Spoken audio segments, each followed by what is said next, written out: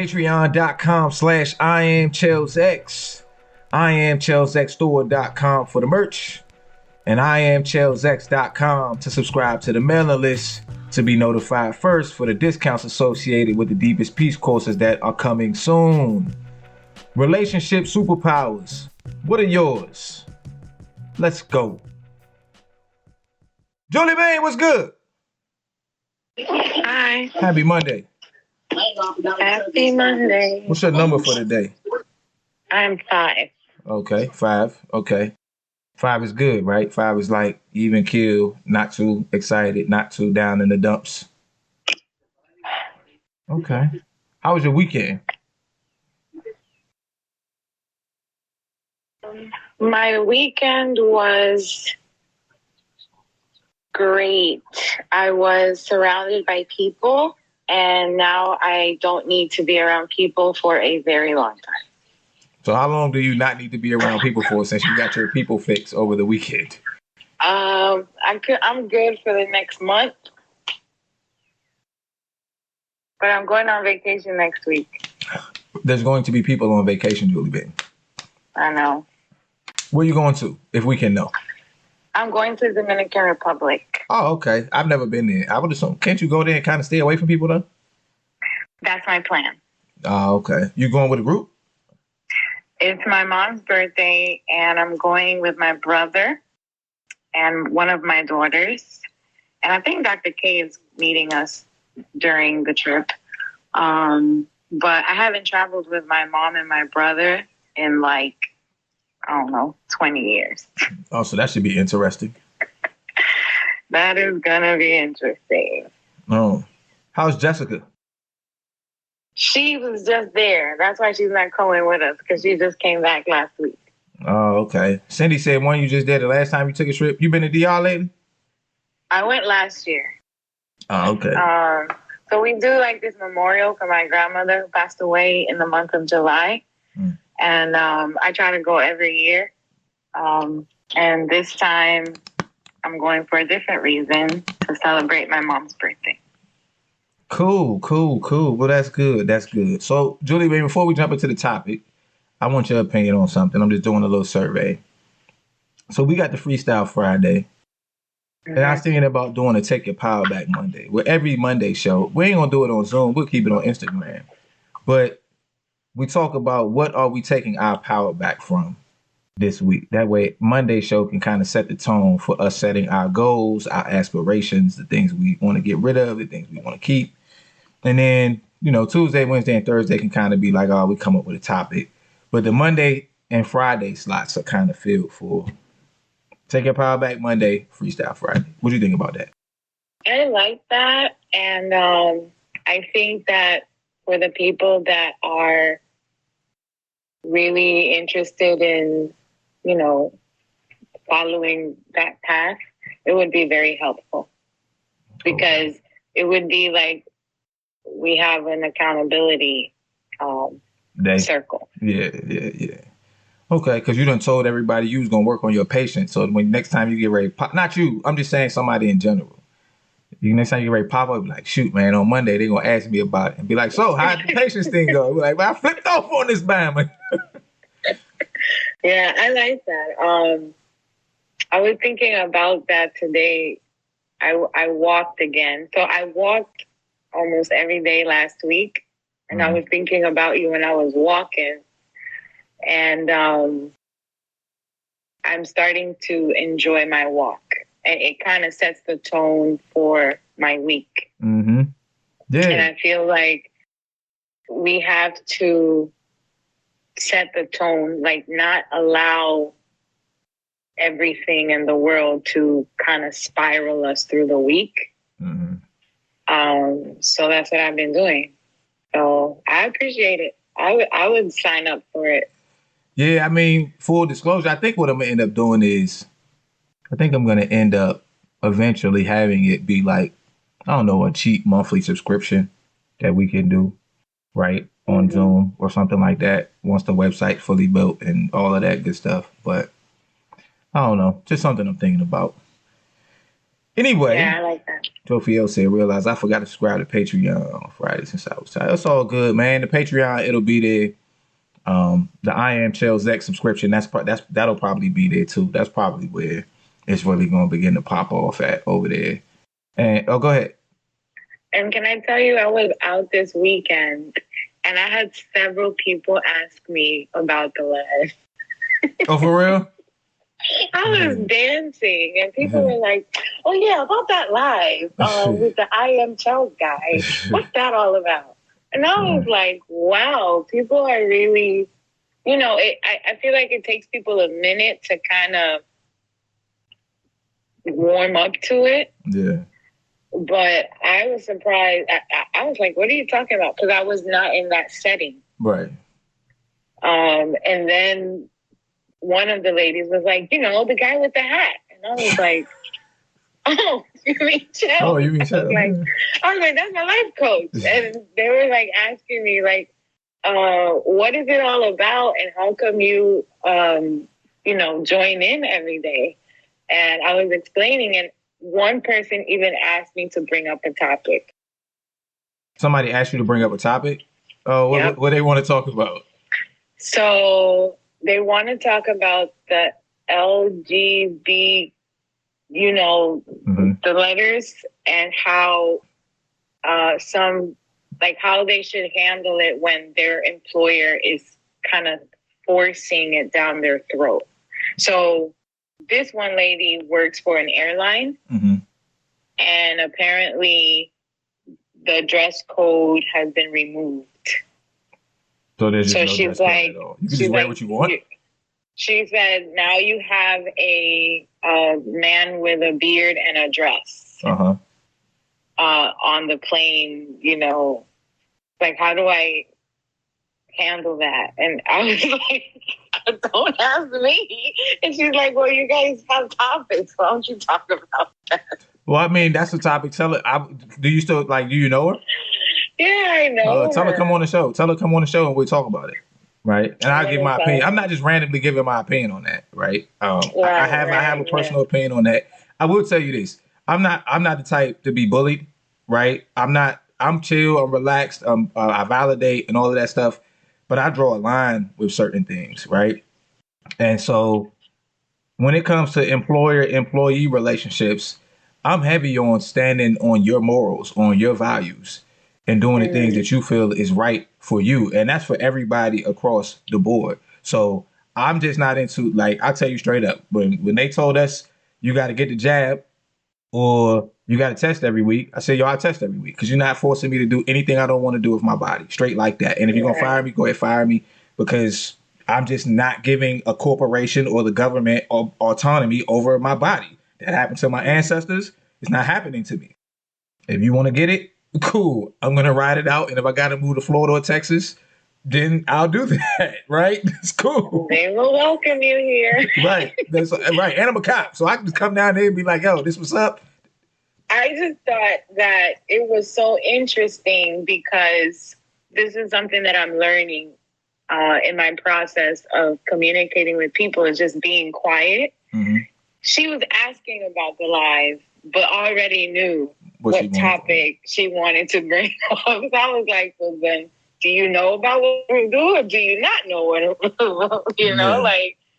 how do you know we discuss different things if you're making it seem like you don't know what it's about? Right. It was interesting. Yeah, tell her come on and ask me about it or bring it up, Freestyle Friday. She come to the Zoom meeting and we could do it there or whatever. But like I said, I'm not just volunteering my opinion on it. If somebody asks, you got to specifically ask me about certain things.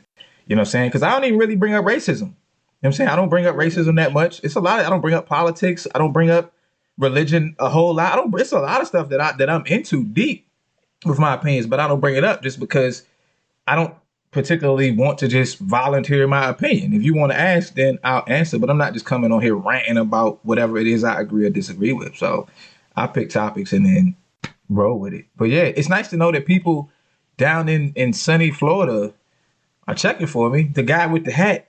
The guy with the hat. Because I was like, what are you talking about? And she's like, the guy with the hat, to take your power back.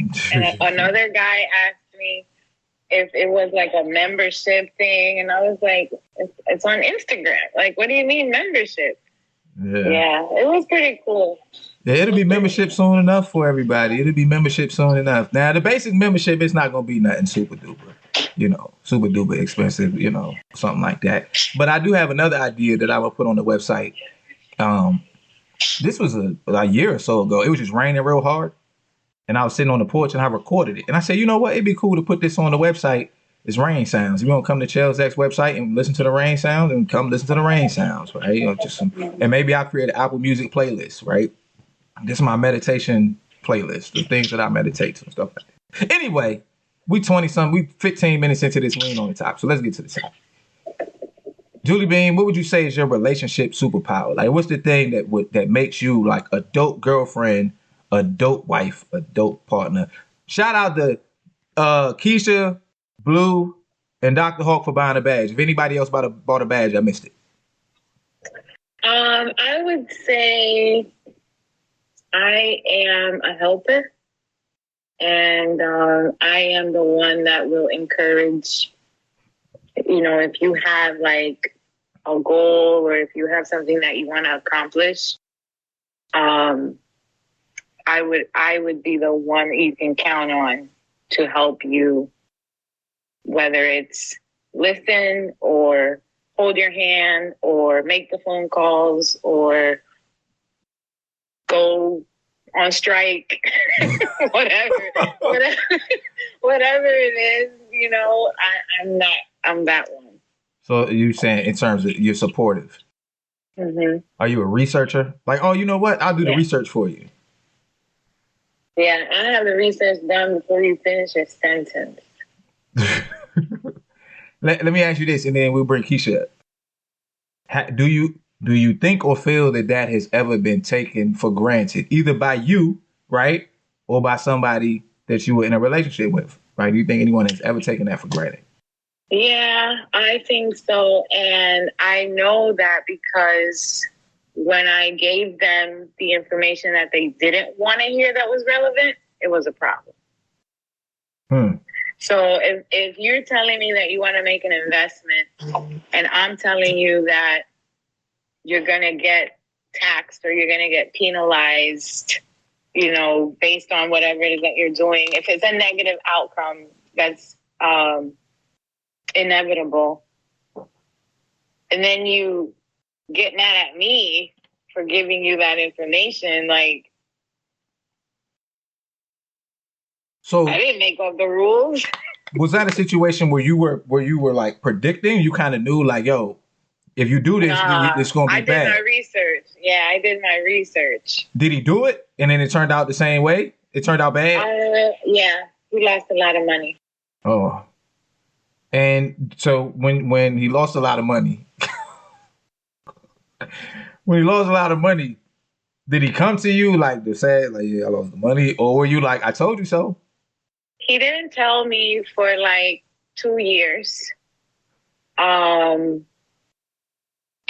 I didn't say I told you so because I knew that had I said I told you so, it was gonna hurt a lot. Throw salt in the wound. Yeah. Oh, okay. Well, good job. Because he was already reaping the like suffering the consequences. Suffering the consequences, and I already, like, you didn't have to tell me. I already knew what was going to happen, and yeah. Just thinking about that joint. He made an investment, and the dude went to prison for immigration problems. Uh-huh. And the guy that owed him the money was in prison for like years. And I just sat there and watched. And the money was just gone. The money was gone. The money was gone. Was it a RICO case? Did the feds get the money? Mm-hmm. Oh, you never getting that Fed money back. That joint gone. I was just like, but my face said I told you so. Of course it did, Julie B. Oh, absolutely. So, which reminds me. What's up, Keisha? How you feeling? I'm actually really good. Good. So Julie Bean just talked about the facial expression. So today I did my first practice run through of the effective communications course. And one of the things I talk about in there is using or not using your facial expressions, right? And using your facial expressions to let people know what it is you're thinking, and then not using your facial expressions when you don't want people to know what it is that you're thinking. So that's something that I worked on. So technically, I'm done with my first practice runs of the first bundle, which is deeper listening, effective communication, and emotions allowed. Next up is patience, empathy, and acceptance. And then the first half of the whole curriculum will be ready for rollout. So there's that. Hey, that's what's up. Yeah. So I will tell y'all this before we get into Keisha's superpower. Like, I read this book and I read it like often. I just open it and just read it, and it's called it's the Master Your Emotions, right? And one of the tips, and this is I actually implements. I put some of this into my course, but one of the things that he talks about is when you have difficulty like taking action. And in the book, he's like, it's really simple to take action. You only got to do three things: make a list of things that you need to do, pick one, and do it. And I'm gonna tell y'all, that be working, yo. It works with procrastination. And I was sitting around, I was like, man, I feel like I need to move the needle. What should I do? You know what? I'm about to just um, edit one of my slides. And I edited one of my slides. And then today I did my practice run. So if you're trying to move the needle on something, make a list of the things you need to do, pick one, and do it. And you'll move the needle. Anyway, Keisha. Hello? Yes. What's your relationship superpower? My relationship superpowers. Mm-hmm. I'm extremely loving to my partner, amazingly supportive, and I feel like I know how to make him feel appreciated and loved on and strong at the same time. I think those are my three top superpowers. Okay, so it sounds like you're saying you're good at making him maintain his masculinity, but still babying him and buttering him up. Mm-hmm. So, do you think that's something that you're just good at, or is that something that you're good at just with him? I think it's something I'm just good at. How'd that happen?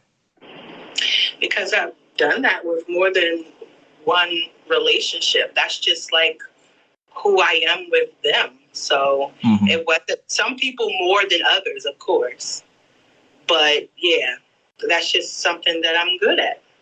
Okay, so you're good at it.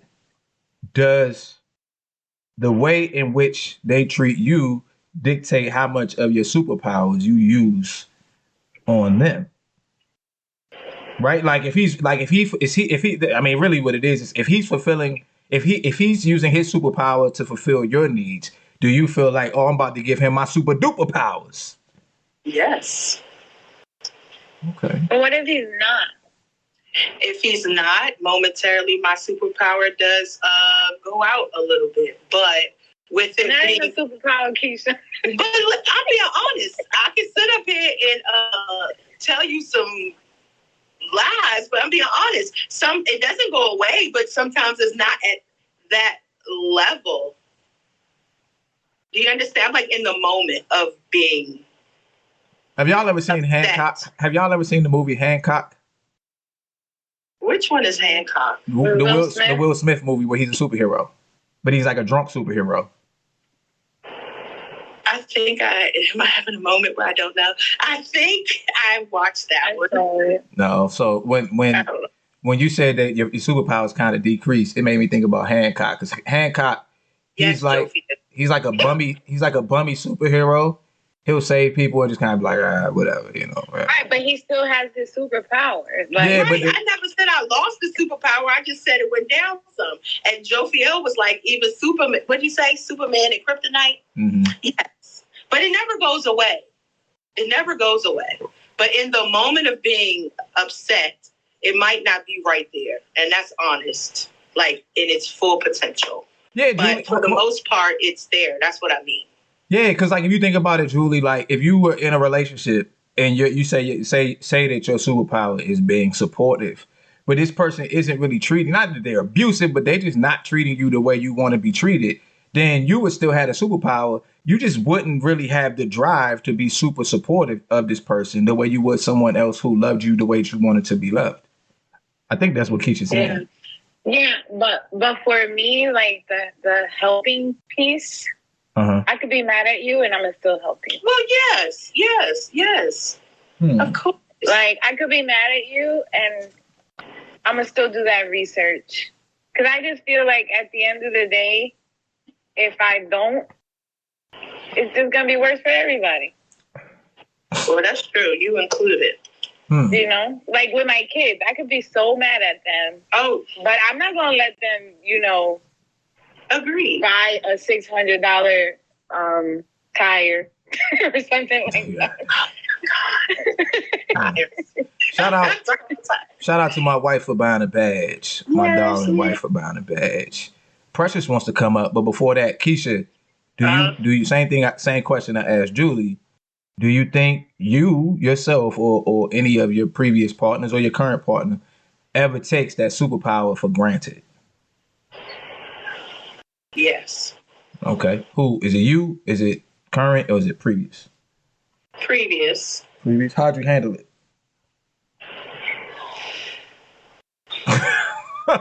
I kicked them out. Oh no.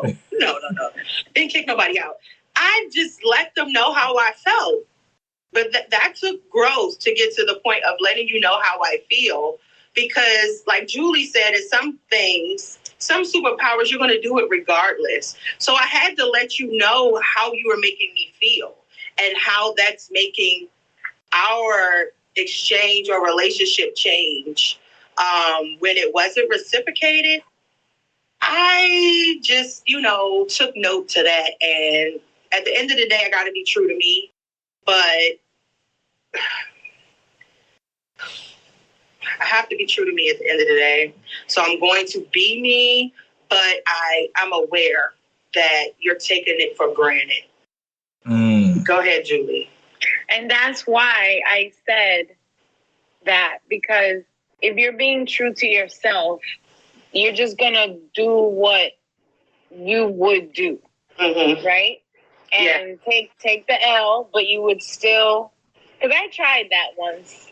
And it didn't go very well. No, because you feel outside of yourself. And the reason why, the reason why I said what I said was like in that loving piece is because sometimes in past relationships, when things weren't good, they didn't want that from me.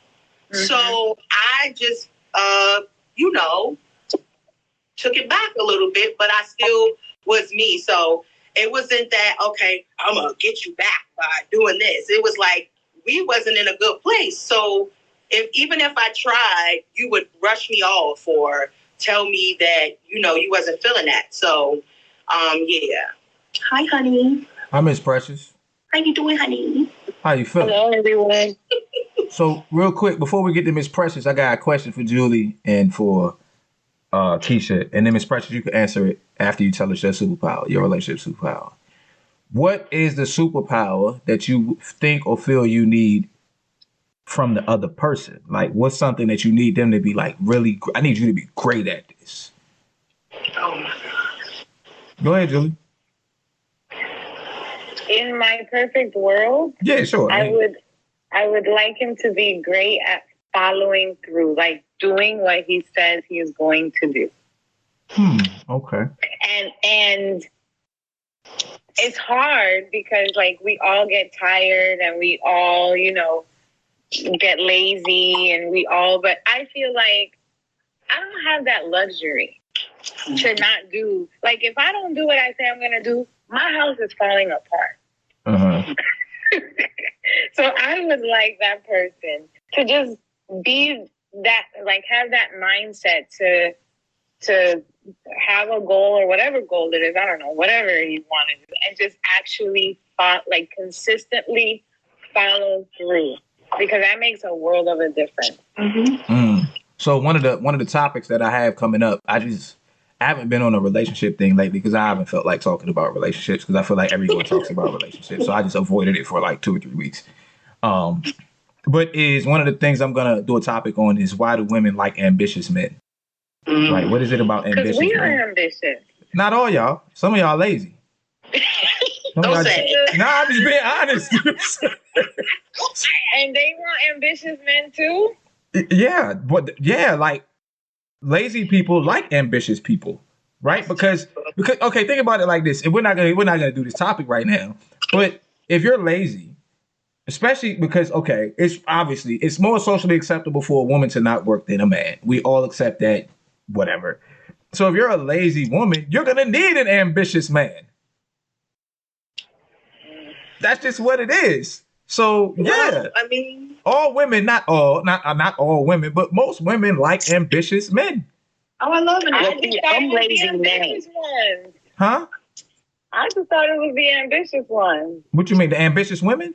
Yeah, that No, what are you talking about? No, like most women, that's why women like the top 1% of men because those men are like, you got to be ambitious to get to the top 1%, right? Of anything.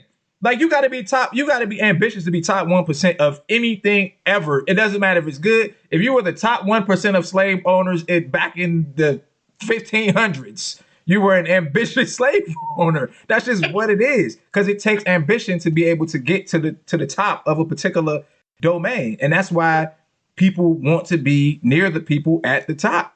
They're ambitious. It rubs off on people. Anyway, I've had men tell me they liked me because of my ambition. that ambition is something that's very magnetic and it's very attractive. It's very attractive. And even if you don't want, like, if you think about somebody like Kobe Bryant, right?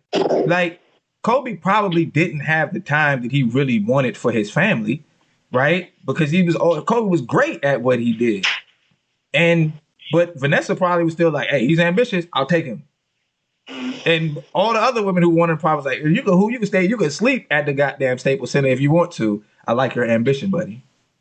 So, Keisha, what's yours? Okay, so what about when you used to be ambitious, but now you're not so much? Because I used to work 3 jobs and go to school. I don't think men don't care about women's ambitions in terms of their ambitions outside of the home. We don't really care that much. We want you to be ambitious about us. And I am, so I guess I'm not in that category. Yeah, I mean, I am ambitious about the gentleman that I seek to have a relationship with. Yeah. So real quick, let's ask Keisha this, and then we'll get Miss Precious. Keisha, what superpower do you need your man to have? I want to say 2. Okay, give me 2 then. It's all good. Oh, can I say 2? Yeah, like, hey, man. I mean, you said 3 superpowers earlier. I did. Yeah, I know, right? But communication and emotional intelligence. Oh, okay. Okay. Yeah. So what does that look like in practice to you because a lot of people are good communicators and are decent with their emotions when things are good. I think you see the superpower come out when things aren't good. So what does his communication and emotional intelligence look like when things ain't going so great that make you be like, damn, I really appreciate his superpower? He's able to be quiet in the height of when it's going bad to recollect and come back and effectively communicate. Because a lot of times when it's going bad, you are ready to shoot it all out your mouth, not thinking about what the outcome is going to be, how it's going to change the relationship or hurt someone else. So I would, if we got into a super heated argument and it was just like, Keish, I can't do this right now, or give me a minute, that would make me be like, okay, wow. And then he comes back later and we have a conversation. And then in this communication and emotional intelligence, I wouldn't want it to be straight off the break where he's like giving it all up, because I know that men don't give their feelings like that so easily. So I know that it is a process where I'm going to earn that, just like he will from me, and just steadily grow into becoming very, communicative. Yes, the word. And emotionally intelligent. Got you. I love it. I love it. I love it. I love it. One of the things I have to do, like sometimes for me and Lil get into it, I gotta step away.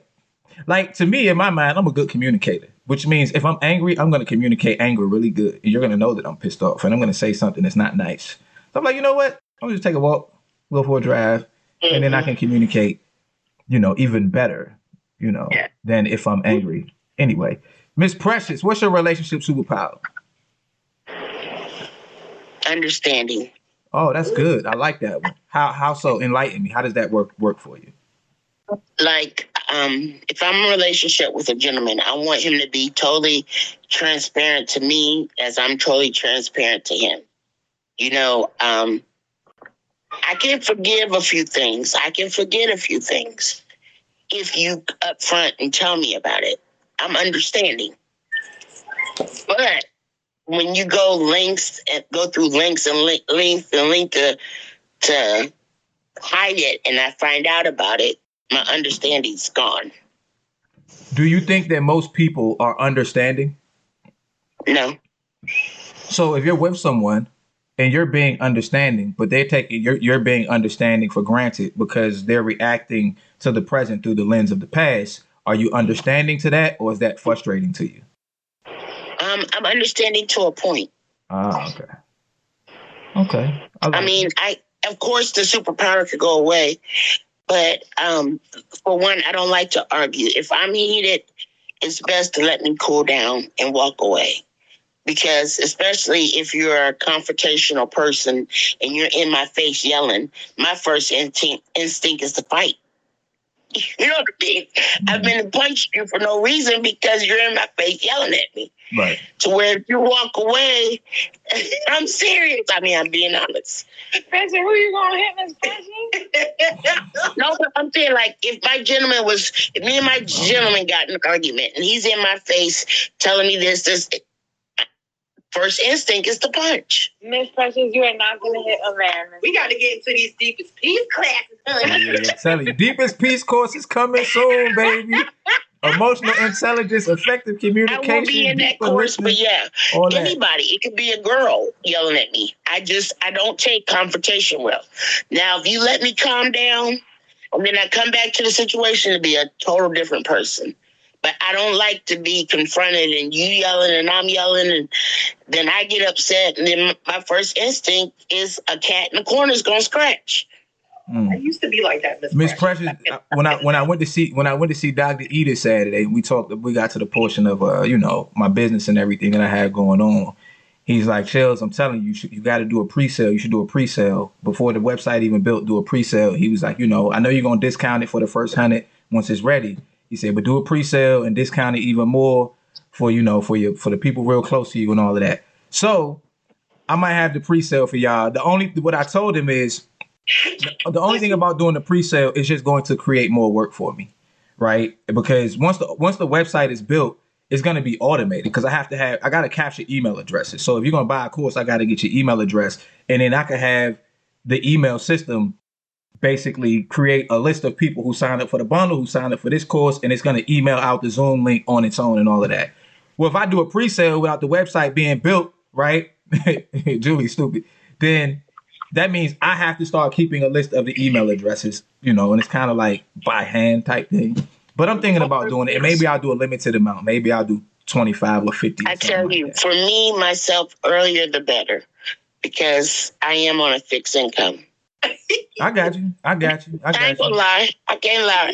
I'm a very truthful person. But see, like a lot of gentlemen, when they see me with my oxygen, they view me as a problem. You know what I mean? Yeah. So only the bold or the I don't cares are going to approach me.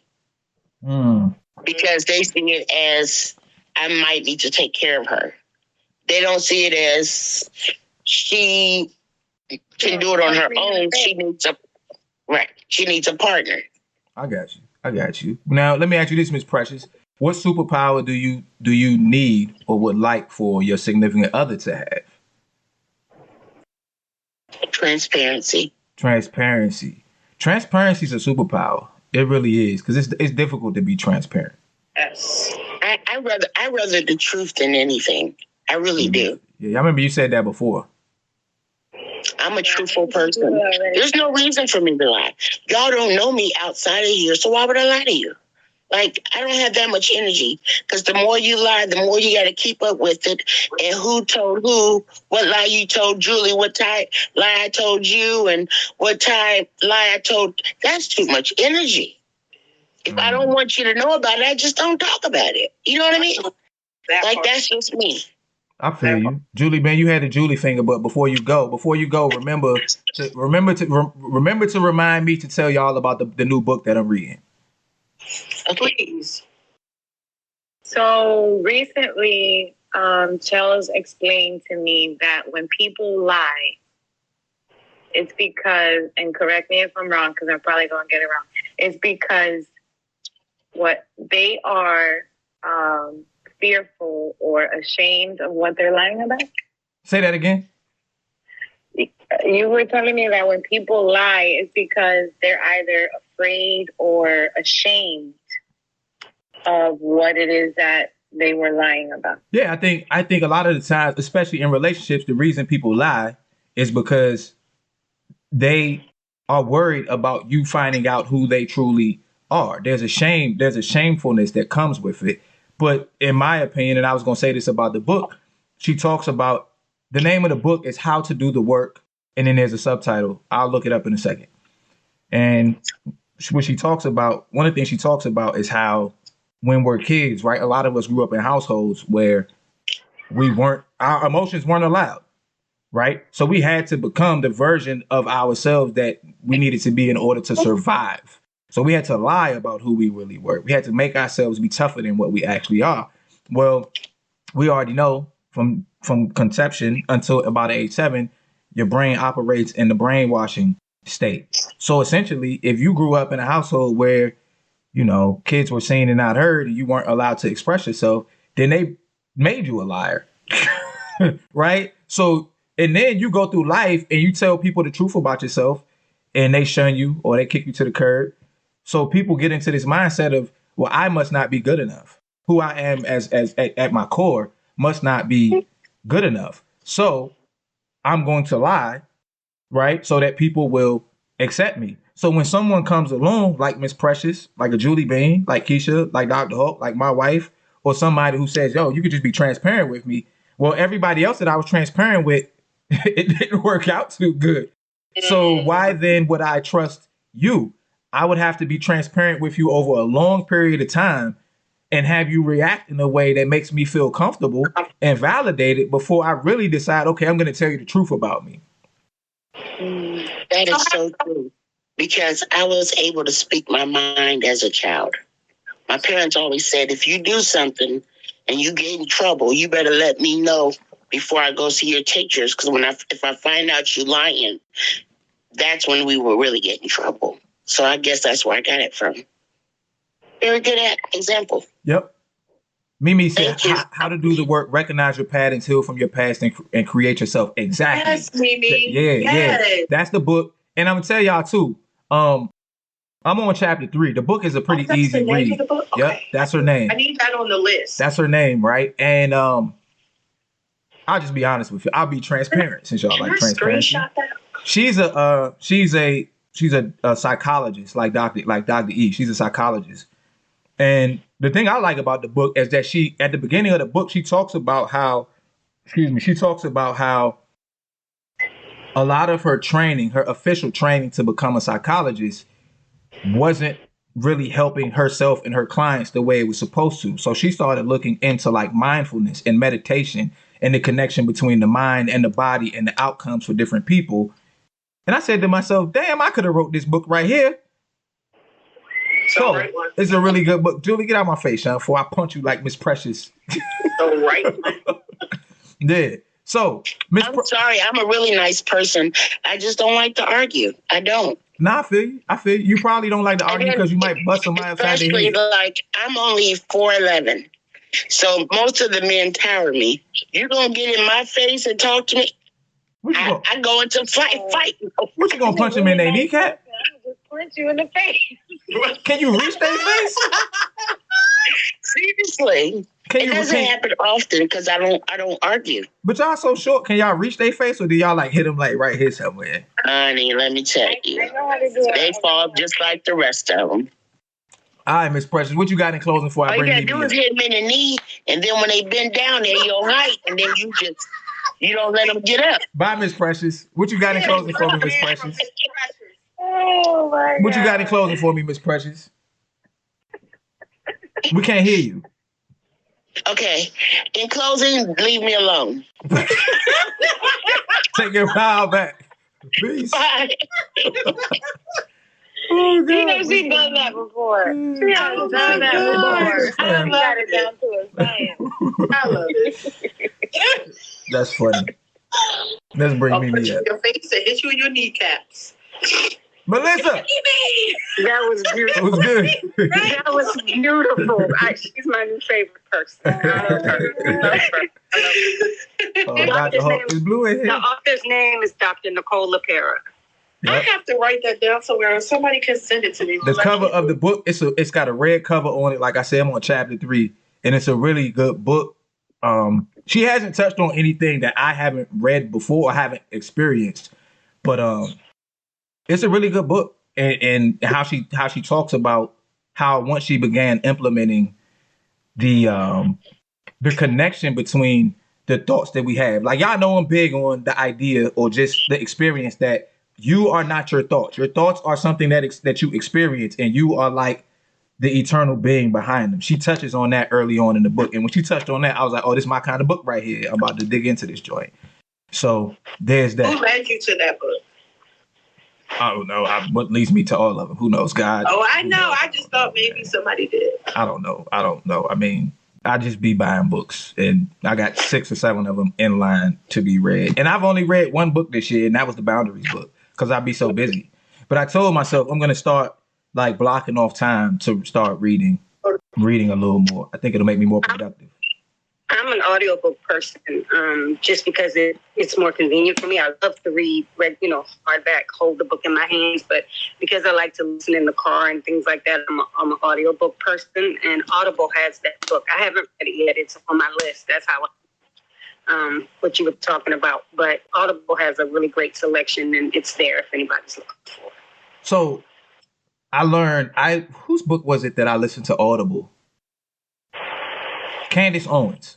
I was listening to Candace Owens' book, and her book is really good, right?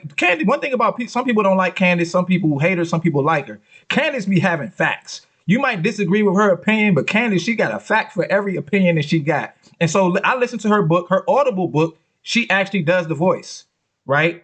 And she read it herself. And I just can't retain. I can't retain listening. I have to be able to just read it and go through it and bring it into. I think I'm just an eye person. I think I'm a visual person. But that's the only Audible book I've ever had.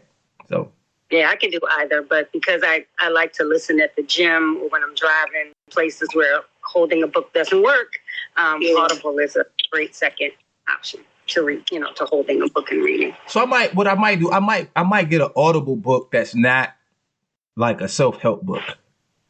Maybe like if it's a story, like what do they call it? Novels? If it's a novel, I might be able to listen to a novel, right? But if it's like, yo, focus your thoughts here, do this, do that, I'm like, nah, I gotta take my little notes and highlight and all.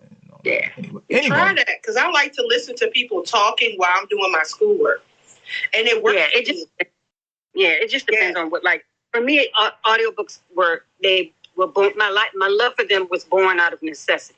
Because like I said, I'm in spots where I can't read. I can't hold a book. But driving like 8 hours from here to Virginia, I can hop on a book and it makes the drive go by really fast because I'm not a big radio person. So it's just preference. So if you're good with, holding the book, hold the book, bro. Yeah. I'm still with Julie, though. I'm still waiting for you to write yours. I'm doing a lot, man. I'm doing a lot. Do a little bit more. I'm doing write that down. Telling you to write for however many years. I know it's coming. I didn't get y'all 2 hours. I'm about to get y'all courses. I'm gonna get y'all a book soon, maybe when I'm like 80. Anyway, so Mimi, what's your superpower? Isn't like Precious not punching people in the face. I know. So what's your Before I answer that, it's okay. I would like to answer the question or just make a comment about what you said about ambition. And I know this is not the topic, but this thought is in my head and I need to get it out. I don't think I know we recognize the power of society's conditioning, but I don't think we really sometimes think about how interwoven that is in every single aspect of our life. People are conditioned to believe that men are providers. How can you be a provider if you are not ambitious? If you are not willing to go out there and get it, then you cannot provide. So even the poorest chick to the wealthiest chick, to the poorest dude, to the wealthiest dude, deep down in their spirit, they want to be ambitious because they want to be providers. Even the laziest, has to acknowledge that he's not meeting his potential based on society's standards. So I think that's why people are so into ambitious people, because we've been conditioned to believe that that's a man's role. And so we want men to be ambitious. That's just that 2 cents. I had it all noted up and everything, so I had to share that a little bit. So you think that we've been socially constructed to appreciate ambitiousness in men as opposed to women? No, yes, absolutely. But I don't know that it's necessarily that we appreciate, like we recognize that this ambition we appreciate. It's wanting men to be providers. Mm-hmm. That's just one of the signs that he will be a good provider. If a man is ambitious, then the natural assumption is that he's going to be successful, or that he's at least going to go out and get it, right? Mm-hmm. So that nurtures our need for that man to be the strong provider. That nurtures our need for him to be our protectors. If you're not ambitious, you can't be those things. Mm-hmm. So I think that's what it is. And wordplay, I agree with you. I'm not one of those people that believes the way we are conditioned is correct. I don't. My answer. Atlas of the heart. Okay, that's like to start a list. Like Atlas of the heart. No, that's not it. That's not it. Hold on. That's not it. That's not it. This is it right here. We need to have a Chelsea book club. Yes. Yeah, that's it. I thought you were showing us another one. Yeah, how to do the work. Okay, I still need somebody to send me that because I'm on live right now. I'll shoot it to you. I'll shoot it to you in the inbox. I got you. Thank Yes, I don't know that we are specifically saying, "Oh, I love ambitious men," so much as it's one of the steps that leads to what it is we love, and we love the provider. Society has told us we're supposed to. You know what I'm saying? Society has told us that if a man isn't a provider, he's not a man. Very much. Okay, so when the topic came to my mind, this is kind of how I quantified it, right? Because there's a narrative out there that women want men who make a lot of money. And I said to myself, okay, let me think about that. Of course, I mean, like everybody wants to be around people. Everybody wants to be around somebody who has abundance. So okay, cool. But I said to myself, I don't necessarily believe that it's just that women want men who have money. I think women want men who are ambitious, right? Because at the end of it, that money, that ambition, all of that are just signs that he is a provider. That he with the mindset. Yeah. Right. Yeah. Julie, what you got before we get Mimi superpower? And just to add to that, ambitious men don't have a lot of time. And I think we need to realize that. So when we say we want someone who is ambitious, if we're not ambitious to that level, we're going to be complaining that he is never home. That's true. So when I say I want someone ambitious, it's because I need him to match that level of ambition that I have, because I am not just idle sitting around either. Well, two, I think ambition is just an admirable trait, because if to watch someone, ambition takes dedication. It just takes that you got to be dedicated. And so see someone be dedicated to something, when you think of them in terms of relationship, you're like, okay, well, this is their ground level morals. One of them is dedication. So if they love something and they really want to see it be successful, they're going to be dedicated to it. So if we're in a relationship and they love me and I love them, I can pretty much count on them to be dedicated because they love it. They love what it is that we have. They love what it is that we do. So I think ambition maybe it is a really good personality trait or character trait to be magnetic to people in general. People like being around ambitious people. So there's that. Mimi, what's your relationship superpower? What I believe my superpower is probably going to sound very counterintuitive to what most people believe makes a successful relationship, but That's me, right? It's my independence. Because I am an independent person, I have my own mind. I go out and make my own money. I do not rely on a man to fix every single problem I have. That does not mean that I don't need my partner, that I won't appreciate my partner. It means that he is my partner and not my pappy. You know what I mean? And I've heard so many people say, oh no, an independent woman will never get a man. That is BS, okay? You just have to find the man that appreciates an independent woman. And so my independence has served me very well in relationships because I have my own interests, my own hobbies, my own career. I don't need a man up under me 24 hours a day. When he is busy working, guess what? So am I. So I'm not looking for you to solve every little problem. One of the things that really turned me off about Steve Harvey's book, and I've debated this a million times, but there's actually a part in his book, his first one, Think Like a Man, when he says, we know you can move the TV. Just let him move the TV. Make him think you need him to move the TV. I will never be disingenuous in my relationship. If you are busy and you are working, you might come home to find the whole daggone because I can. You know what I mean? But you might also come home and find that the trash is not taken out because I can't stand taking out the trash, and you already know that. So what I need you to do, bruh, is take out the trash, not move the TV. I got that. So that has always been my greatest superpower, despite what the masses thinks. I love that. So I think also too, like, because you hit on something that I think is important is the independence of thought. Mm-hmm. Right? Because the more independent you are in your thought, the better chances we have of looking at the whole scope of where it is that we want to go, right? Like in a lot of my courses, I talk about the shared responsibility aspect of relationships. I think that part gets lost a lot because I have an issue. So I'm worried about my mind and my heart and not where we want to go. But if you have somebody who's an independent thinker, then I come with my ideas, and then you're not just going to yes man me to death. That's right. Or just cut my ideas down with no advice on how I should move forward. Cut my little tree down, and then we just sitting there looking at each other stupid. No, you're going to say, okay, I agree with you here. I disagree with you here. This is why I disagree. What are the commonalities? Where do we go moving forward?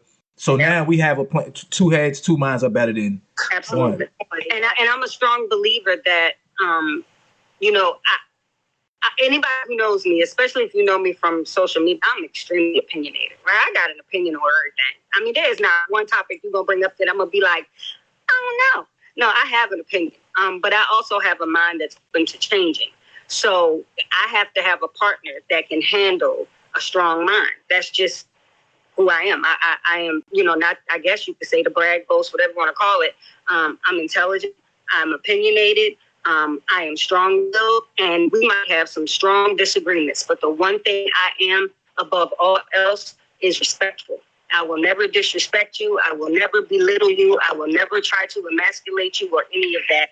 I will absolutely support you. But if I don't agree, I don't agree. And I'm not afraid to say that. And so does it take a strong partner to handle my independent nature? Absolutely. But have I had any trouble finding them? Absolutely not. I think it's a matter of self-confidence, right? Yeah. And I don't know, I think about how, I mean, obviously, I wasn't around in the 40s, 50s, 60s, 70s, but a lot of the ways in which I remember, like, say, my grandparents and the way they operated. My grandmother she didn't work, but she still had influence on the things that happened.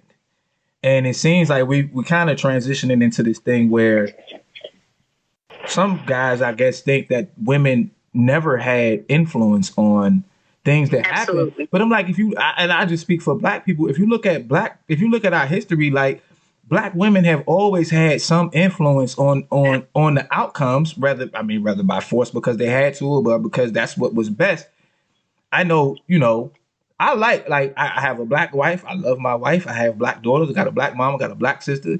And I got a group of Black women around me who I go to all the time and be like, yo, what's your opinion on this? Right? And it works well for me as opposed to being like, y'all shut the hell up. I'm the captain of this ship. Right. I'm going to sink this motherfucker with all of us on it, right? I leave you follow in the The idea that you know everything or know more than us because we are women, simply based on genitalia. Ignorant.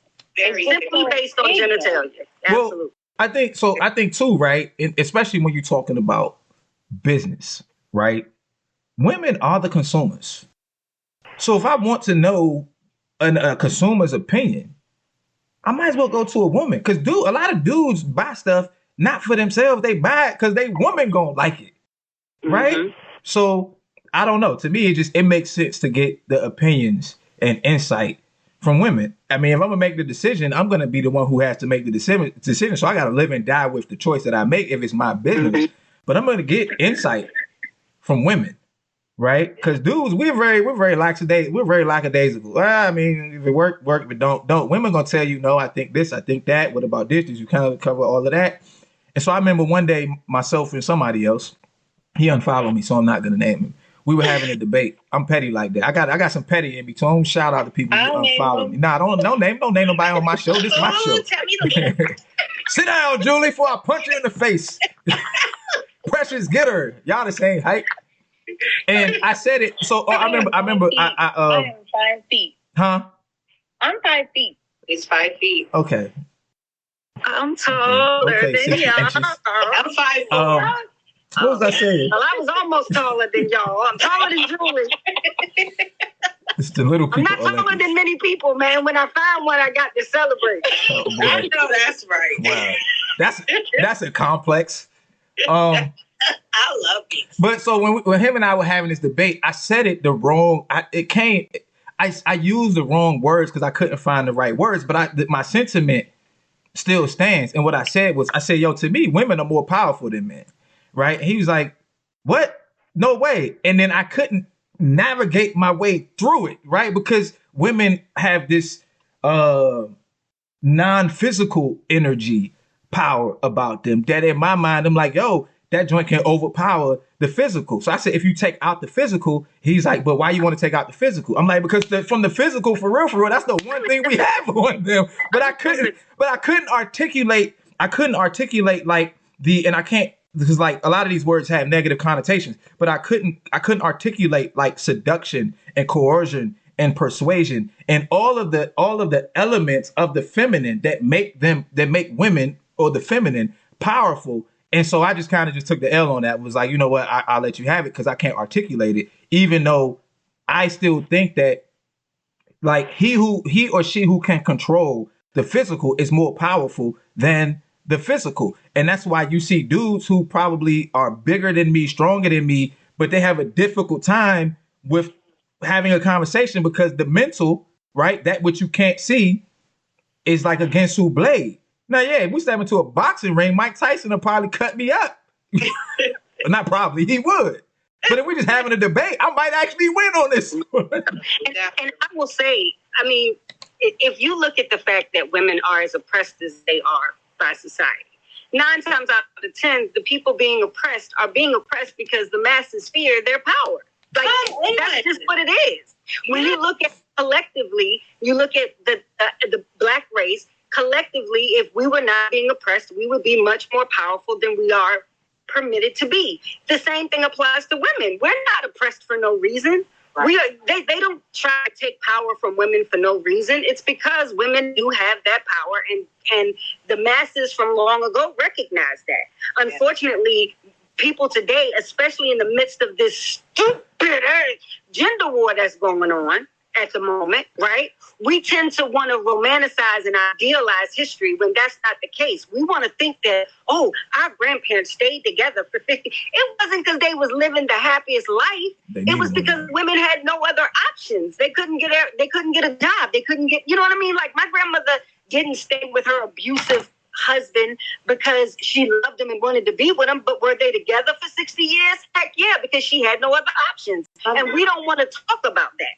We want to make everything look pretty and put it in a box and remember it the way we want to remember it instead of looking at history and facts. And those are facts. Like, that's what that is. That work for them instead of... Yeah, absolutely. Yes. It's easier to say that this is why women are, women just give up these days. Nah, women are a little bit stronger and stand up for ourselves these days. So it's really about your perspective and how you look at it. And the reason I bring that up is because I get that a lot.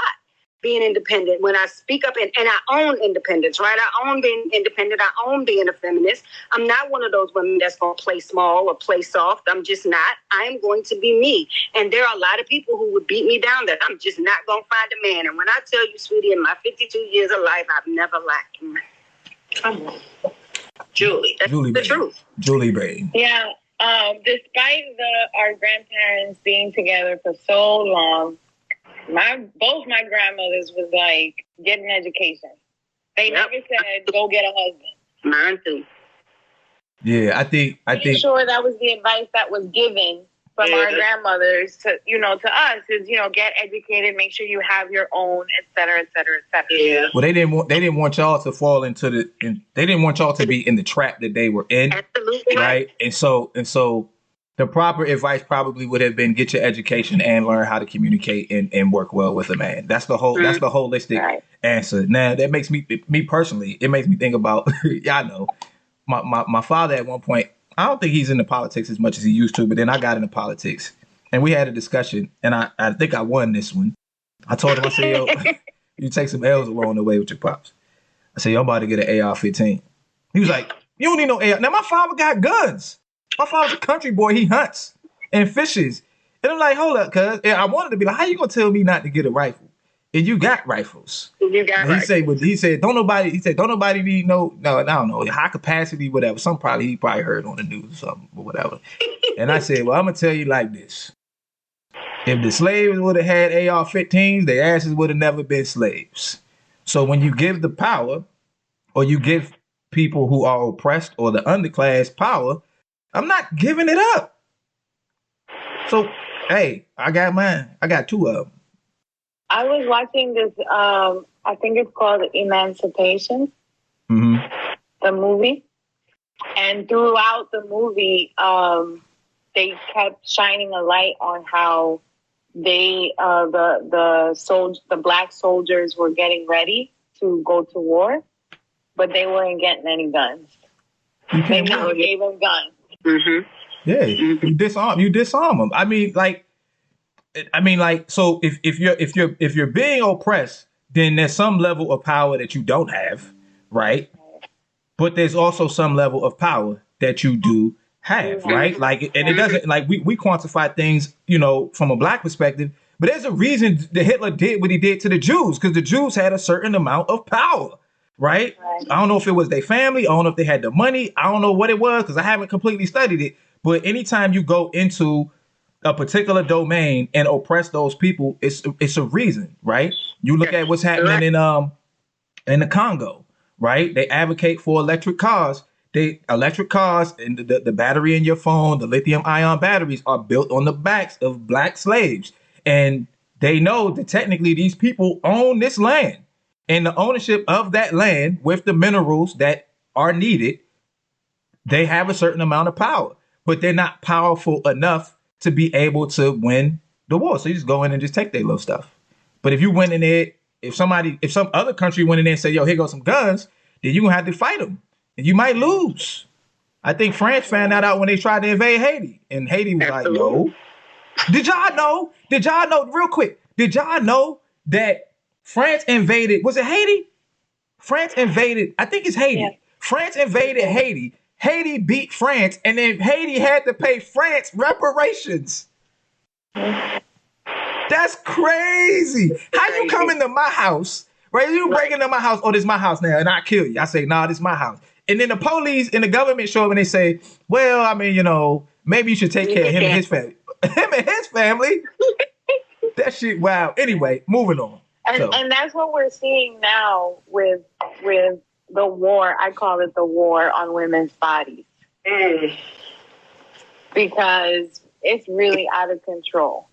Yep. How the government is trying to control pretty much what women can and cannot do with their bodies. And I know that it's just so women can get pregnant and not move up, and not saying that you can't move up in life if you're pregnant, but if you're pregnant at 19 Well, and you can't have an abortion, it's going to be real hard. It's going to be tough. Well, I can tell you this.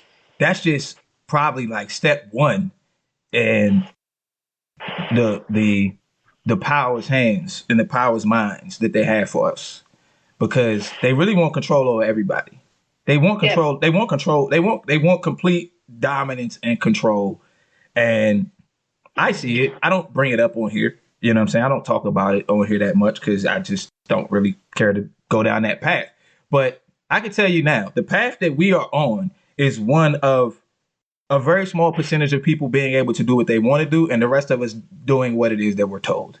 And that's why, and I knew that before, you know, the V thing kicked off. And I was like, I'm not doing it. I'm just absolutely not doing it. And if I die, and I remember I told my pops, I said, if I die because I ain't take it, then I'll die a free man and know that nobody told me to do something with my body that I don't want to do. Are you talking about the vaccine? Yep. I'm talking about the vax. I'm talking about everything that came before it. I'm talking about the way they handled it. It was all, and I'm not saying that the virus wasn't real. It's obvious because I caught it and it sucked. But I can tell you that a lot of the way in which they responded to it, they used our fear as a way of finding out, okay, how many people can we get to jump when we say how high? Yes. You know? And I think they just took advantage. I feel exploited. Yeah. And I think they just, because you made us do it or take our livelihood away. They took advantage. They took advantage. What do they say? There's a saying in politics: you never let a good crisis go to waste. And that's what they did. They took advantage. Mm-hmm. And I'm like, no, you're not. I'm not giving up this bodily autonomy. That's not happening, because if you read through history, once it happens, it's over. Checkmate. And if they got us at checkmate, I can't tell completely yet. So I'm willing to fight to the death. There's that. Right. So I got to get Dr. Hulk up here. Yes. So who's going to be the person who steps down for me? Look, nobody wants to leave. I can live. I'm okay with leaving. Y'all love me. I never want to hold the We need more windows. Oh, I know it does. Well, I'm telling you, I was gonna have it eventually. Eventually, my goal is for it to just be on Zoom. Maybe we do Instagram once or twice a week to let people who to let them know, right? But I think the Zoom is cool. The only thing about the Zoom is that it just runs long. Like we be on Zoom for like 2.5, 3 hours, and I can't do that on a day that I gotta go to work, right? Mm-hmm. So, but if we could get the Zoom, I don't mind stepping down. I know it's a lot of people out there with views that they want to share. I'm cool with that. It's all good. What you got in closing for me, Mimi? Just, I guess I'm just real big on live and let live to some degree. What you might think is a superpower, or what you might not think is a superpower for somebody else might be. Like, just because something doesn't work for you in a relationship doesn't mean it doesn't work for others. So figure out your own mess and deal with your own mess, and stop trying to control what the next person does in theirs. You know what I mean? Like if there's a relationship out there where the woman works and the man doesn't, that's them. It works for them. Let them live. You know what I mean? And if there's a person like me whose superpower is something that you think is a hindrance, then don't look for people with that specific superpower. Like, we have to really learn how to navigate our own and stay out of other people's. Mimi, before you go, what's the superpower that you think or feel your significant other needs, or that you just appreciate? Like, that's the one. I like that. I like that one. Yeah, he has to be expressive. And I know that can be interchanged with communication, but it's not just communication, right? Because you may want to express something that isn't with words. You may want to express that you had a rough day by simply laying your head in my lap, but you have to be expressive. You have to be in touch with your emotions, your wants, your needs, and you have to be able to express those to me. And I guess that's the poet in me. But if you can't express what you think, what you feel, what you want, what you need, we're not going to work. Cool. Yeah, matter of fact, so my courses are broken down in acronyms. So the effective communication course, I used effective as the acronym, and the first E is express yourself.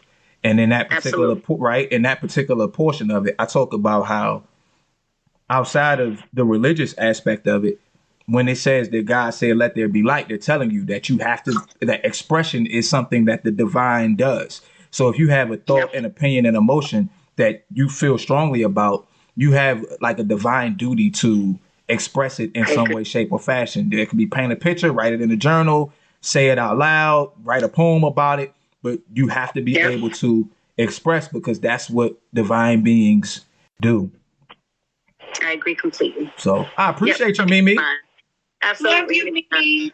Love you guys. Bye-bye. Love you too. Hashi Tashi. All right, let's get Dr. Hawk up here and then we're going to get out of here. Shout out to everybody that bought a badge. Well, Tay-Rob in here. Ain't no Tay-Rob. Badges while they hot. Yep. Nobody Get the badges while they hot because they probably won't be here tomorrow. They're going Exactly. to take them. Give me these badges, son. Asia. What's up, Dr. Asia? Hey, Dr. Asia. How you feeling? I'm good. Dr. I'm Hawk, good. why they name you Asia? How'd you get that name? Well, I asked my mom why she named me that, and I don't know. I do remember, and I can't remember what she said. She said something about when she studied the country of Asia, she thought it was a beautiful place, so she named me Asia. I don't know. Okay. Cool. I was just wondering. I got my name. For those of you who don't know. I think I'm the only one without like an Arabic name too in my family. Really? Yeah. Oh, of course you would be the one. What's the other names? I'm curious. Kareem, Tarek, Dalia, Zumar, Timogen, Abdel, and Aisha. Oh, Asia. Huh? And oh, Asia. We're going to name this one Asia. And she stands out. And then my dad is Hamid and my mom is Majida. So, wow. Oh, that's dope. So I'm like, Asia's not an Arabic name. Like, lady. Did you feel left out? I did. Okay, good. Nah, she felt like she stood out. She felt like she stood out. Anyway, Dr. Hawk. Yes. What's your relationship superpower? I want to say my patience. You are a very patient person. I noticed that. Yeah, I'm my patience and my. I think what keeps us together is my willingness to let him lead, right? Mm-hmm. So. Do you? And I'm definitely that soft place to land for him too. Have you ever popped off on Mr. Tom? Oh yeah. For real? Yeah, we don't argue a lot though. Never in front of our kids ever, even with them being adults. But oh yeah. So one of the topics that I have on my list is whether or not you should argue in front of your kids. I mean, you don't have to go deep into it, but do you think that? Obviously, you say you don't, right? We don't. Yeah. But do you think it's completely unhealthy to argue in front of your kids, like it's always unhealthy, or do you think there's some benefit to it?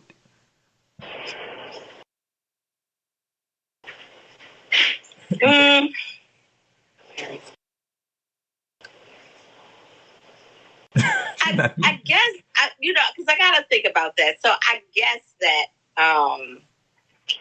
it does allow kids to experience or witness, that, it's relationships aren't going to be perfect and there's going to be some conflict that mommy and daddy has to work through. But at the same time, that can cause some anxiety in kids too. When they do see the arguing back and forth and the speaking loud, voices and stuff. Now, don't get me wrong. They do know, like if we're mad at each other, they know, right? But nothing, it's never been like a major argument. They might hear a disagreement here or there, but nothing that would be like, maybe. Oh, they arguing. Are they going to get a divorce? Things like that, because it's rare. It's rare. When we were talking the other day, it's only this one set of their friends that actually have parents that are still together. You say that again? They only have one friend, and It's like Tanae's friends with the daughter, Kai's friends with the son. That's the only two people that they witness, other than me and their father, of their friends that have parents that are still together. Oh, okay. Yeah. Yeah, I mean, in my opinion, I think it's good as long as it's progressive and respectful. I think it's important they see, the disagreements, the respectful conflict, and more importantly, the reconciliation, right? Right. That's what's important. So, Keisha, you had something, and Julie, what you got? Yeah, those big arguments are not for children. They're not for them to see because they process that totally different. It's not like, oh, we're learning that they could get mad, but they still love each other. They go into, like Dr. Hawk said, like anxiety and like fear. And it's like, what is going on? Are they okay? So it's like they're hit with having to choose which side, what is getting ready to happen, how can I help? And it's just a lot of different emotions. And I say that not just from having children, but being a child that saw that.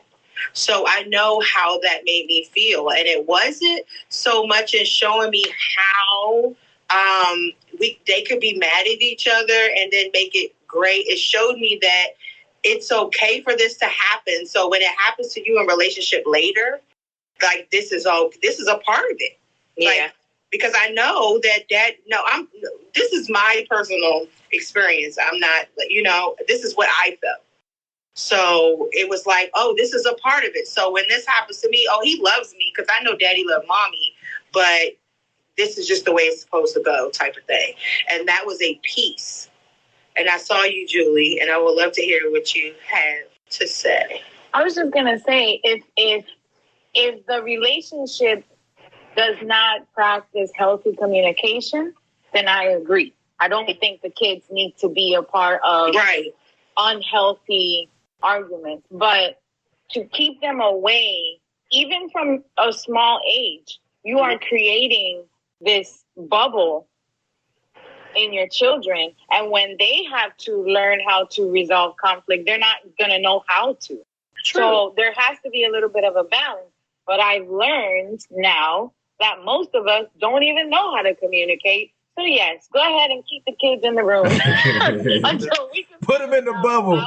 How to communicate, because clearly, if it's creating anxiety, it's because they are accustomed now to yelling and screaming and like some type of extreme negative communication, because we're not going to get along every day, but if they can, if they see the problem solving aspect of it, I think that bit is healthy. Yes, that bit is healthy, but I'm talking about those arguments where you never see the problem solving.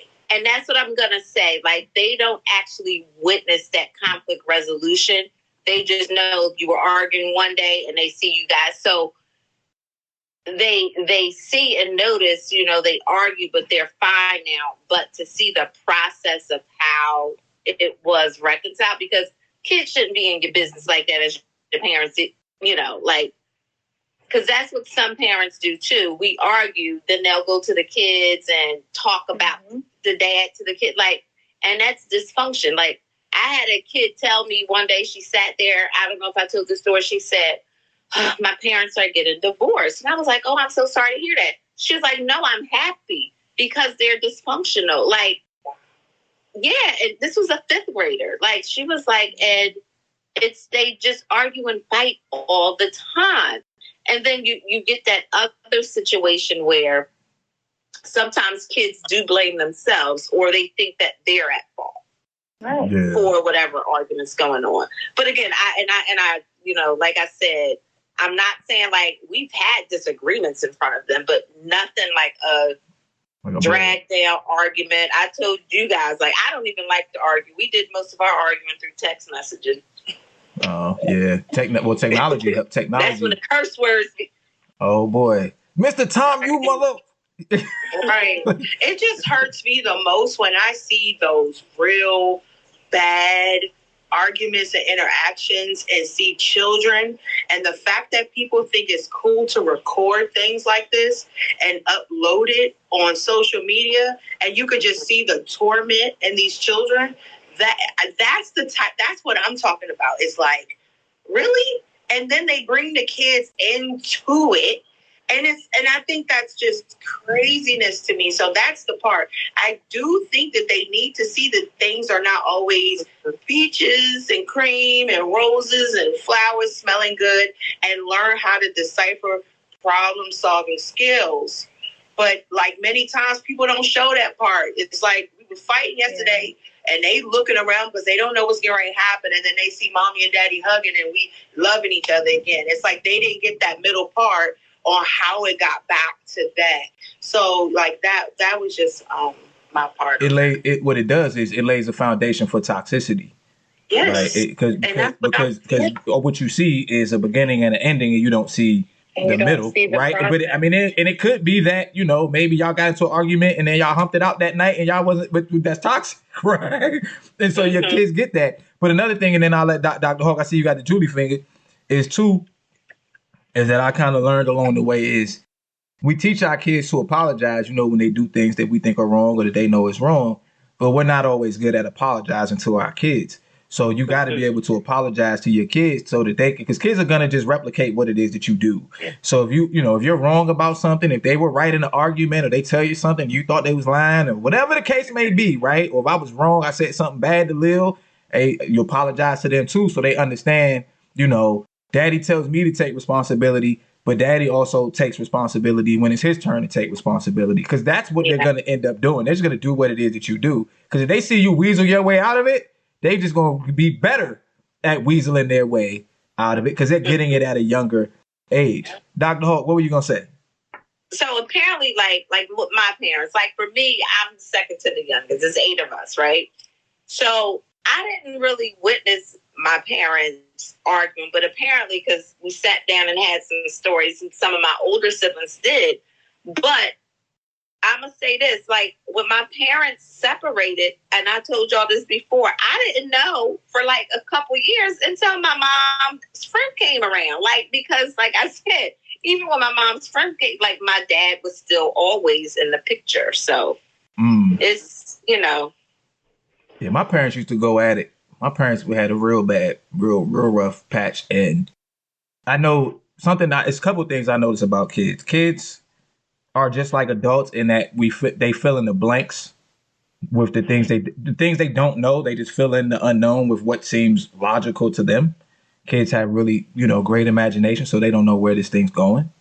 Mm-hmm. And then kids also tend to want to protect one parent over the other, regardless of who's right or wrong in the situation. So even then, you kind of create this division in their mind, right?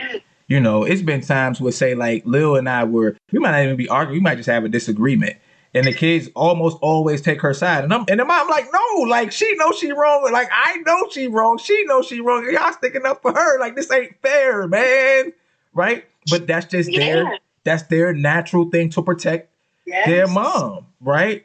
And so you gotta be careful about it. But I think that's a good topic to have for, an hour and a half show. So maybe we'll bring that one up this week. It's 8:10. Say again, Dr. Hope. The other thing too, I think that I don't know if I said that. What'd you say? Y'all hear me? Yeah, we can hear you now. Being nurturing. What about it? I think that's one of my superpowers. Oh, okay. Being a nurturer. Yeah. So before we do our closing, what would you say is Mr. Tom's relationship superpower? He's definitely ambitious and is a hard worker. And he showed early on that he's a true leader. Like, because I was like Mimi, I was independent. I think that attracted him to me too. But I was independent, but he allowed me to step back and say, all right, you need to let him lead. And I did. And even now, like we built together. So like I always say, like my degrees are our degrees, it's no mine versus his.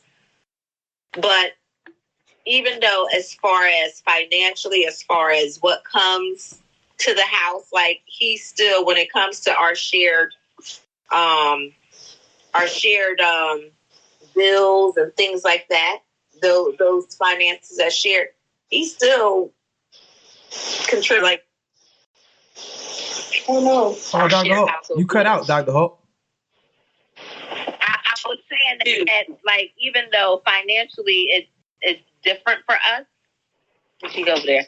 It's different for us now, but again, this is what we grew to get, brought together. But when it comes to his contribution to our shared responsibilities as far as the household, he still contributes 75 to 80% to those shared expenses. So, yeah, that's good. I had one more thought. You said something, but then when you got stuck, I lost it. It'll come back to me on another date at another time. Okay. But just to let y'all know, I did. So once I'm done with the 12 courses, I think I'm going to do like one course a month or one course every 2 or 3 months. So I kind of start laying out the framework for my first course after the 12 course curriculum. It's called Limitless. Yeah, the Limitless joint. And I don't think I think I did the note in the I don't think I did it in the iCloud. So I can't tell y'all. What it is. So maybe tomorrow, but that's coming down the pipe too. All right. So Keisha, what you got in clothes for me? I think you're onto something with the Limitless, because every store I go to, I keep seeing that. Yeah, Limitless. Yeah. Yes, Limitless. Especially Trey. But in the relationship Superpowers, it's great for us to realize and be in tune to what our superpowers are. But it would be even greater when both of our superpowers empower each other. Facts. It's okay, we work this part and then we flatline and then we work this part. But when they both can work together, I think that would be amazingly great. And then it's not even only about my superpower. I think I can come in with what my superpowers are, but then my superpowers are then recreated to be what my partner needs.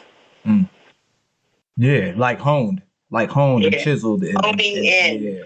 Yes, yeah, and getting all, into the cracks and the gears of the watch. But yeah, and then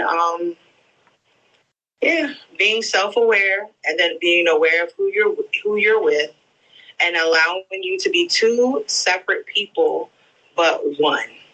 Mm-hmm. Got you. So before I forget again, when Dr. Hawk, you say they're our degrees. When Lil graduated college, she bought me a little honorary degree type thing. And I thought it was kind of cool. I still have an education complex, but that's okay. But I thought that was cool. Dr. Hawk, what you got in closing for me? Can I say something before I close? You just add it to your closing. I just want to give a warning to y'all, because somebody tried to scam me today. So I just want to put this out to y'all. So and those of you that are out there, right? People are finding your numbers through your cellular device provider, right? So they'll pretend to call you. They'll get a 1-800 number and they'll pretend to call you and say they're calling from your cell phone carrier. And they'll say somebody tried to buy a iPhone 14 from your account in this state, but I know you're here. So what they'll do, they'll send this fake text message to you, and they'll the text message. But in fact, what that code did is code for them to get access to something else. So please, please, please be careful. I started to give it to her. I was like, this don't seem right. So I hung up, called AT&T, and the phone number that they called from wasn't even connected to AT&T or anything like that. There was no hold. They was like, well, we're going to lock your account if you don't, so that's what it, where your account's going to be locked. So then I called the number back, and the man picked up the phone and said, thank you for calling AT&T. I said, now why you just lying, try to scam me? He's like, what? I didn't talk to you today, man. Like, he actually picked up the phone, and then I called and hung up, and he called me back. That's how I knew it was a scam, too. But just be careful out there. But anywho, I'm going to say when it comes to your relationship superpowers, make sure that you are giving your spouse their flowers, either in words, just like Chell said, you got an honorary degree. And Dr. Hogan, if you move close to that is router. a relationship superpower to acknowledge and provide the one act you love for the things that you do. Tom's birthday, he gave his little speech at the end of the night. And they started chanting my name because he mentioned me. I was like, this is not about me. This is about him. But, it did make me feel good that he acknowledged, everything I do for the family and all that. But I was a little like, oh, I don't like this kind of stuff. But yeah. But give your spouse their flowers. Beautiful. I love it. Julie Bain, can you demonstrate the headache thing for Lil right quick? For my father-in-law, who I paid 2 mules and a goat for his daughter. Sophia, tell me if I'm doing it right. Then you put it in the middle of your head. Mm-hmm. Can you see my head? Yep. Yeah. And you look. Well, you got to turn to the. You got to turn. Julie, you got to turn to the camera. Turn your comments off real quick, Chell, so people can see what she's doing. Yeah, because I can't see what she's doing. How do you do what? Turn your comments off. Oh, turn my comments off. Okay, hold on. So they can see what Julie's doing. Oh, I thought Julie was on the top. Okay, real quick, I got to turn the comments off right quick. Give me 1 second. I don't typically do that. Julie's on the bottom. There you go. All right. So your fingers are clasped behind your head, like on your neck, and you turn your head to the right, and you turn your head to the left. I thought it was just look. I thought it was look to the right until you yawn. Oh, yeah, you're right. Oh, yeah. You're right. And look to the left. And keep looking. Until you yawn, right? Until you yawn. Okay. Y'all yawning, y'all sleepy? That was real. That was real. I didn't believe it. So I was like, I ain't gonna yawn. And I was like trying to stop myself from yawning. I yawned. Well, hopefully it works. Julie Bain, what you got in closing for me? Ooh, it's in closing, yeah, it does make you kind of reset a little bit. Yeah. In closing, I know what my superpower is, so I am going to work on all the other stuff that I need to work on to just be better at being a better partner. Beautiful. Did I tell y'all about my superpower? No. Oh, I be forgetting. I be sitting around letting y'all do all this talking. I think my relationship superpower is probably my willingness to communicate, like my ability to communicate and communicate my emotions, especially for being a guy. I think I do a good job of communicating my emotions. And I just think I'm good at being attentive. And when I say attentive, I mean attentive in like checking in and hugs and kisses and stuff like that. So that's mine. I think Lil's is being supportive. Lil is very supportive. She's very, for lack of a better word, what's the word? She doesn't like the word I'm going to use. What's the word, Julie? It's not territorial. It's is it protective? Yeah, protective. Why not territorial? Well, because territorial is a good word to use. Yeah, territorial, but sometimes you call someone territorial and they kind of like, but I think it's territorial, protective, very willing to fight for the people that she loves. So, if they mess up my order, I'm like, well, Lil, you got to tell them they messed my order up because I know she's good at it. I'll be like, well, I don't want y'all to spit in my burger when you bring it back, so I'll just eat it the way it is. She's like, no, they got to fix it. So there's that. And then Lil's also a really great mother. So there's that. We back tomorrow, but before that, live courses coming soon. Deepest peace, effective communication, deeper listening, emotions allowed, patience, empathy, acceptance. That's the first 6. They're coming soon. Maybe I'll start the pre-sale this week. Maybe not. I'll talk to my team and figure out how I can do it. But the courses will be coming soon. The journals. What? Man, so I was excited about my journals. My journal coming. Your journal coming, but your journal ain't got no lines in it. Your journal got dots. Oh, it's a drawing journal, a graphing journal. It's like a graphing journal or whatever. Now I did an entry on it to see how it felt to write without the lines. The line. So for those of you who purchased the journal with the dots, which I didn't know it had, so I apologize. But if you like the dots, let me know. I'll leave it up. If y'all don't like the dots, then let me know and I'll take it down. I'm gonna use it because I like the cover. The cover is really dope on this one, the Limitless. So there's that. And Patreon, appreciate you to my Patreon subscribers, my Instagram subscribers. I got you, Julie. Y'all are more than welcome to subscribe there if you would like to. Yeah. So, but the courses are the main thing coming. Y'all be on the lookout for those. Julie, what you got before we sign off?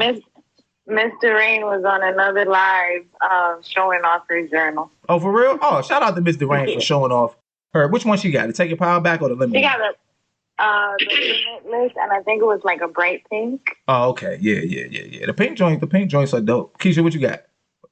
I just wanted to share like something extremely great. And it was a class that I took a while ago, and it was about the Mary and Violet type of syndrome. And Mary starts her day, and the day goes wrong, and it will continue to go wrong. Violet starts her day, it may go wrong, but she finds different ways, and she keeps her perspective positive for the day to end positive. I say that because this morning we were short-staffed. There was a lot of people back to back to back. My arm was hurting. And then I get $3,000 more worth of damages to my car. But I stayed positive and I still helped everyone and kept a clear mind. And by the end of the day, I got an email for an interview for another promotion. So I just want to say it's all about you being the core. You being that tree trunk I was talking about the other day. Like, you can have your day go the way you want to, no matter what the outside noise is. And I just want to thank God, my friends for support and all of that. Like, I am so excited. That's what's up. Congratulations. I'm happy for you. Matter of fact, in the book, the How to Do the Work, she talks about having to do the work daily. Right. Mm-hmm. And one of the dope things that she explains. So this is something I realized that I'm good at, is reading a book and extracting what I'm supposed to do, right? Because I used to read and be like, I don't really know. I'm reading all this. I don't know what I'm supposed to do. One of the examples she gives is she had this lady that was, one of her clients in therapy. And the first thing the lady did to begin improving her life was she would wake up and the first thing she did was drink a bottle of water. She's like, I wake up, I rush out the house, I do all of these things. She's like, no, stop. Wake up, drink a bottle of water. Yeah. But then what she did was she began to stack the drinking the water with like meditation or prayer. And then she would just build on from the bottle of water on up to what Keisha's talking about, which is improving her day from the jump. Dr. Hawk said she had a call. So yeah, that's what's up, Keisha. So you got an interview for a promotion or you got a promotion? I have the interview. We can talk about it more offline. All right, cool. I have the interview. The email came through. I'm telling you, even after the accident, that night I got on live. I stayed consistent no matter how I felt. I kept moving on. That next week, it was already planned for like a month ago. I went and did what I had to do to, have this come into my life. And then it's like the blessings after that. So things are going to happen. That's guaranteed. It's what you do with what happens to you after the fact. That's your outcome.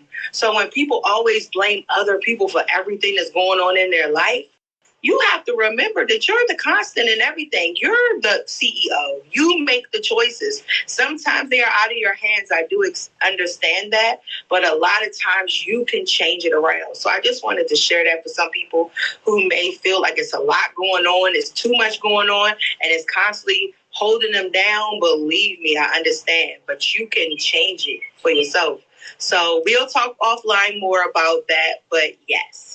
I love you, Julie. I love you, Charles. Yeah. And I just wanted to share that because I'm so excited. Like, all the stress I've had with all of this money and not having my car and the hurt, my shoulder is like rocking. It's like the good things that come out of it when you just keep persevering. So, yeah. You gotta push through. You know what you gotta tell yourself, right? What? Nothing can stop me. I'm all the way up. Yes, all the time. All the time. That's what I tell myself every time something happened that I don't want to happen. I'll be like, nope, just a test. It's just a little speed bump on the infinite highway to greatness, baby. We don't give a shit. Anyway, there's that. See y'all tomorrow, baby. In the meantime, in between time, take your power back, baby. Peace. Nothing could stop me. I'm all the way up. Yo, Remy Ma had a dope line on that joint. Have y'all listened to that one, the one with Jay-Z? I played it once. I'm going to play it again when I get off. She said something like, I don't want to hear about your records and big numbers because I was locked down 7 winters and 6 summers, cuffed. All on that bus, had me all the way down. Now I'm all the way up. I was like, oh, that joint hard. Take your power back. Peace, Keisha. Julie Mae. Bye.